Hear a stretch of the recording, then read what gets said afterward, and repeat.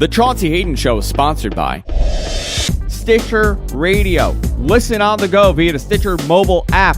For more information, go to Stitcher.com/GFQ. Location provided by Sapphire New York. Visit them at nysapphire.com.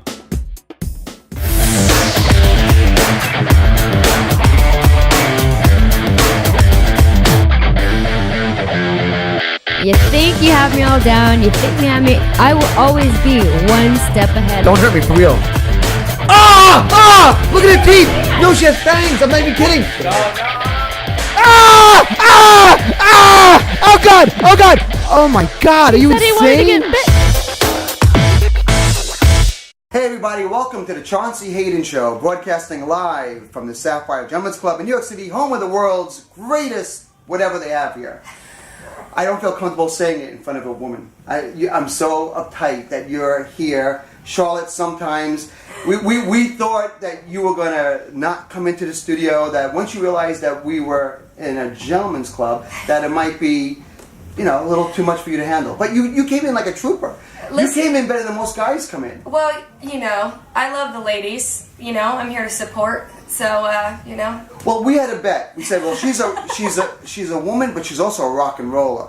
So that's kind of like the rock and roll thing. This should be right up her alley, right? This is your environment. Hey, man, I wouldn't necessarily call it my environment. However, I can hang anywhere. If there's booze and pretty people, I'm always down to hang. Oh, I can't help it. Then you're in the wrong room. Then you just walked into the wrong room. Yeah, I better go. There's no booze and there's no pretty people. So we'll just go to a commercial break and we'll bring on our next guest. No, you seem so down to earth and so cool. And of course, people know you, Charlotte, sometimes, which is a cool name sometimes. Like that. Thank you. But can I say something? You can because I want to talk to you about your name. Okay. Because I love the name Sometimes. Okay. It's a cool, rock and roll, edgy, kind of Warped Tour kind of name. But your birth name is Poland. Like the country. Now I'm going to ask you the stupidest question you've ever been asked in your life. Okay. If your last name is Poland, does that make you Polish? No. See, Poland is actually I'm so glad I asked. Okay, Poland is actually a Scottish last name, and I'm not Scottish either. So. How fun is that? So Poland is not Polish. Correct.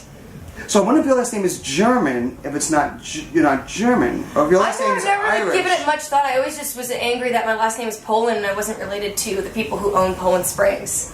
So that I just could be like a Harris of Poland Springs. Good point, but you don't need to be because you're a successful musician and making millions of dollars touring. Oh yeah, I'm sure. It's you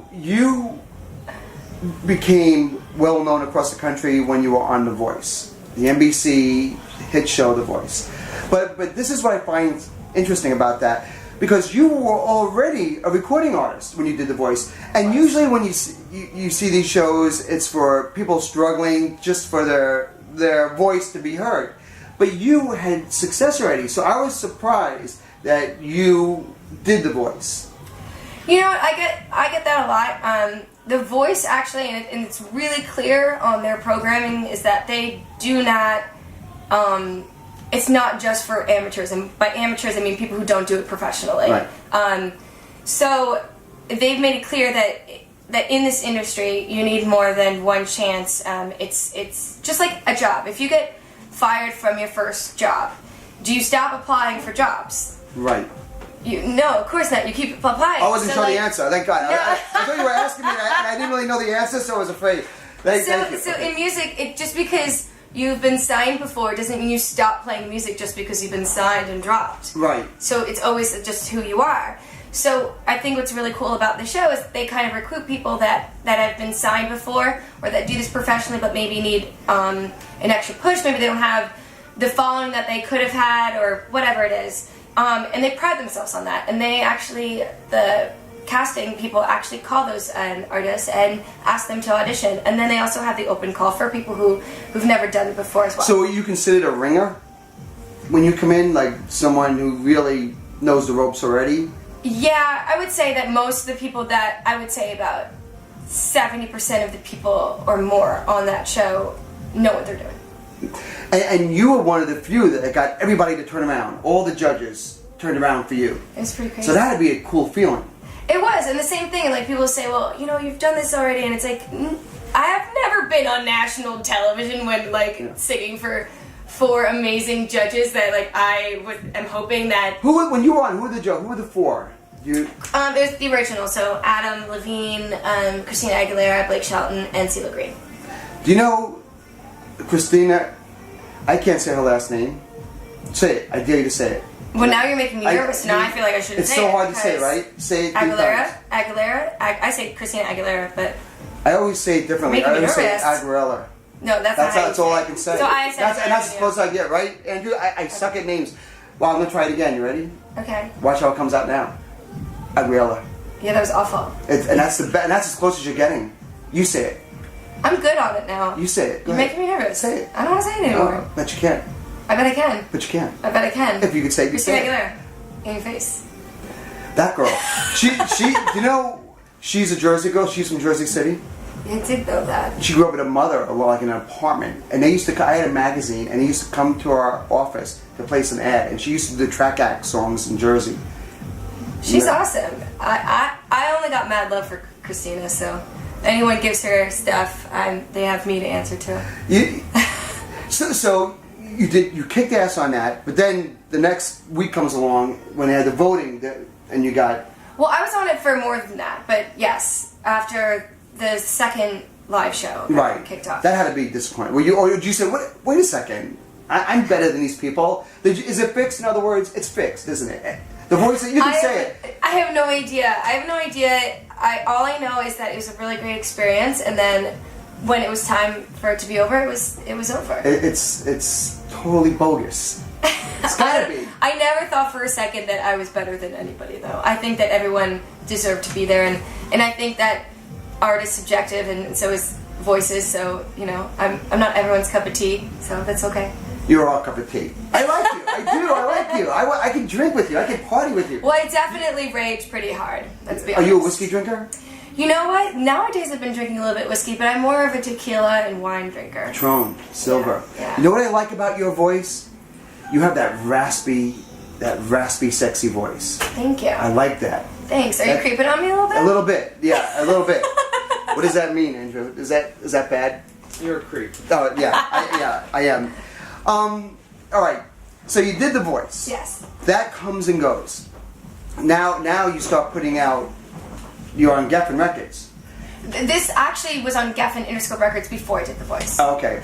Yeah. But then now, at what point things go a little sour, right? Like you got dropped, or the voice. You had a down period. Yes. And you've had to fight back. Yes. So when I got signed when I was 19 years old, and then I was dropped by age 20. Geffen folded and became Interscope. Right. And then so that I signed a 5-album deal. I released a single.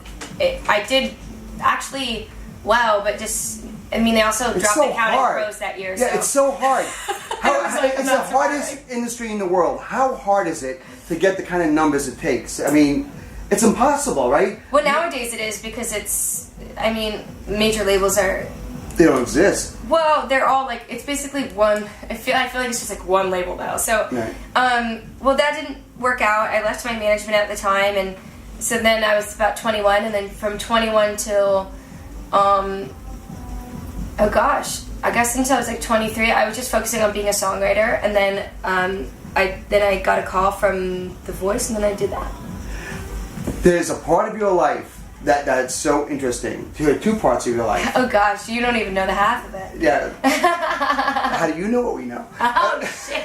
I mean, no, but the one thing we do know, and it's in your bio, and I found it so moving, was your physical problem with your jaw.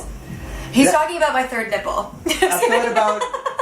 Tell me about as we all know, your third nipple, which is such a fascinating story. Most people don't have a third nipple. The fact that you do is just so remarkable. And yet I love the rumors that are going to start. Yeah, and you still became a singer despite that. Despite all of it. No, you developed a jaw disease and especially as a singer, of all the things to happen, and they took a part of your rib. Yeah. And you're a woman, so you're missing ribs to begin with. Like, you don't have a lot of ribs to be tossing around. Well, yeah, go ahead. And then they took part of your rib, and they made a jaw, right? Is that what they did? And they reconstructed your jaw? You never know. You look amazing. Thank you. Stop it. Go on. You know, it's pretty crazy. But your ribs, I don't know if it's for your whole life, but at least in your, in your youth, ribs grow back. Right. So the ribs they took grew back. They regenerate. Okay, that's not the word that's not the right word, but yes.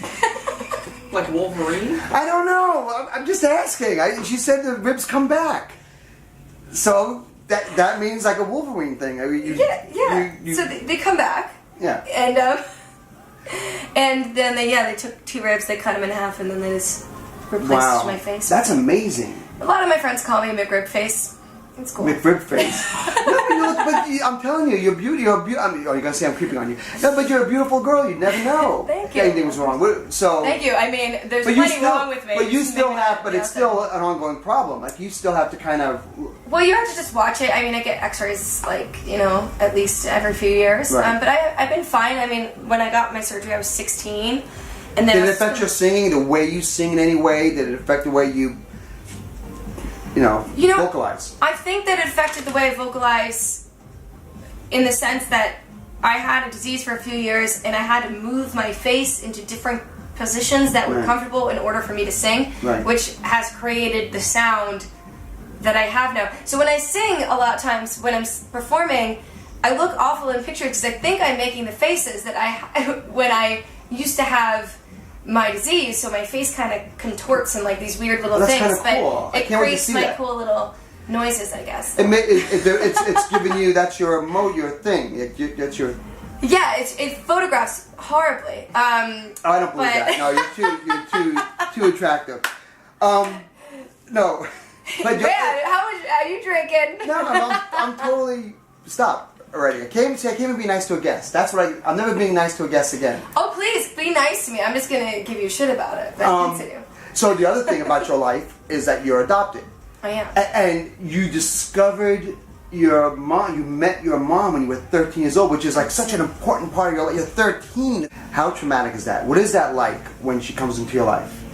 It wasn't like this crazy thing for me. It just was like, okay, well, that's the woman who gave life to me, and she seems pretty cool. And it just, I have a relationship with her now, but it's not like, we just talk every once in a while, and it, I'm very satisfied with the family that I was given, and so I don't feel like it's just more people to love. I don't know. It's gotta be a weird thing for the family, like the mom, like your adopted mom, like they don't know what your reaction's gonna be, if your feelings are gonna change. It's such a complicated mind fuck. It's complicated, but I think that family's family. It doesn't matter if you're blood related to them or you're not. Like, my family's my family, so even if, like, I met my birth mom and I was like, oh my gosh, that's my mom, wouldn't stop my other mom from being my mother.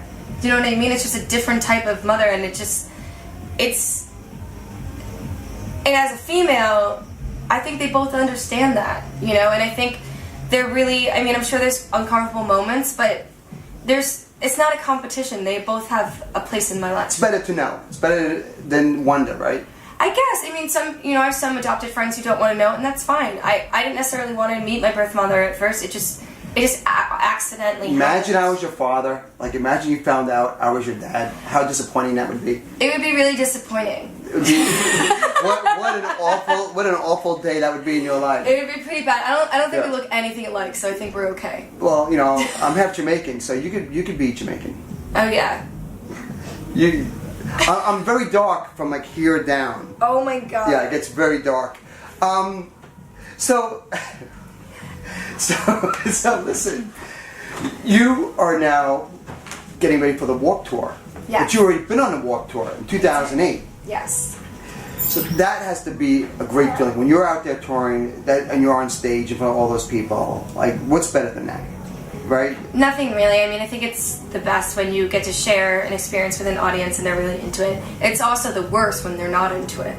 So it could be. Have you run into experiences where you're performing and people are like, No one's ever booed me or anything. But people have like not paid attention, which I always find their indifference more frustrating.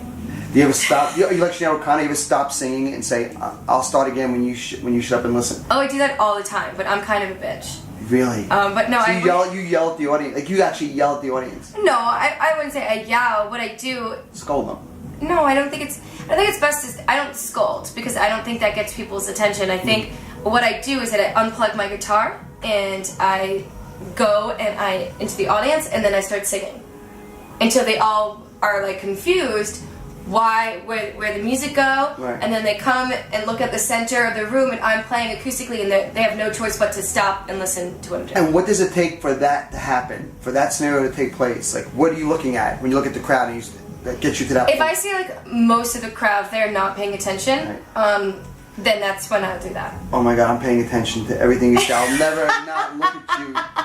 Oh, that's so scary. You know, it's not a thing. It's that my job is to entertain the audience. I get on the stage and I'm not satisfied unless I walk away with a new fan or the fact that we've shared an experience. If you're doing your own thing, that's fine, but I want to share something with you. I have 45 minutes up to an hour and a half to share right. like myself with you, and it takes a lot of courage to get up on stage and pull yourself out there.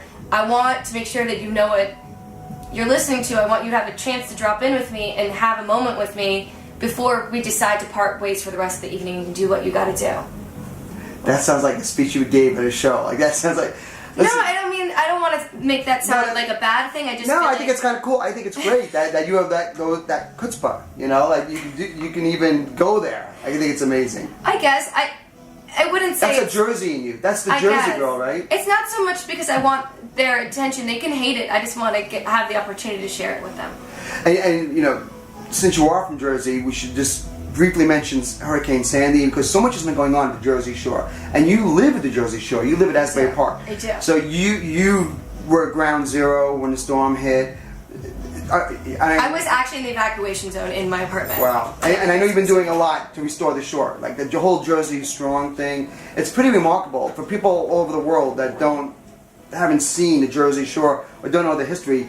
It's such an emotional part of people's lives that live in New Jersey. Yeah. It really is. It was pretty crazy. I mean, I really shouldn't have stayed there. But I mean, we've had so many hurricanes over the years. I just kind of didn't think of it. There was like a police guy like going back and forth on the street saying like, evacuate your building. And I was like, no.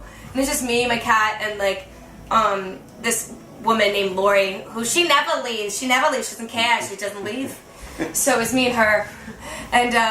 And then my bedroom ceiling kind of caved in during that experience. But wow. I'm glad I stayed and didn't go to my parents' house because then I would have been stuck there for 2 weeks because they had 2 trees that fell and they couldn't leave the house. So I would have been with my brothers, 6 dogs, 6 cats, my family, everybody would have been there and I would have gone crazy. You could just sing for them, just entertain them the whole time. Oh gosh, I don't think they need us entertaining in that house. They have plenty of entertainment going on. One of the biggest challenges I think for a singer is when you have to sing the Star Spangled Banner.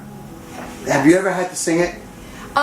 You know what? I almost like 5 times I was this close to having to sing it, and then I ended up not having to sing it, and thank goodness because it was possibly like the most like nerve-wracking thing. You know what the key is? You gotta start it low. People start the song too high and they can't get to the end. Well, it's a ridiculous song. It's like easy. It goes from here. No, I'm saying musically. No, okay. Musically. I'm not saying very... the song is beautiful, but it's like takes like someone, a freak of nature, to be able to like execute it perfectly. Yeah. Like it starts from here, and then it's here, and then it's here, and it's there, and it's just like it's very. So we're not going to make you sing it. I would appreciate if you didn't. Yeah. Normally we would. Normally we'd make you have to sing, but we're not going to do that to you today. So. Oh my God. We're going to have you sing it. You're going to perform. Yes. And we're going to pay attention. I swear to God, we're not going to take our eyes. We are not going to take our eyes off of you. I'm not a nightmare, I promise. He brings it out of me. If you start yelling at us, no. So you're going to sing, and then we'll wrap the show up and ask you what's going on next in your life. Sounds like a plan. Yeah. It's not so bad, right? You having a good time? I'm having a great time. You are? Yeah, we're going to go see the strippers later. Right? Okay, absolutely. We'll be right back after we see the strippers. This song is called Magic, and it's for Chaunce, because he is my soulmate and the only man I've ever loved.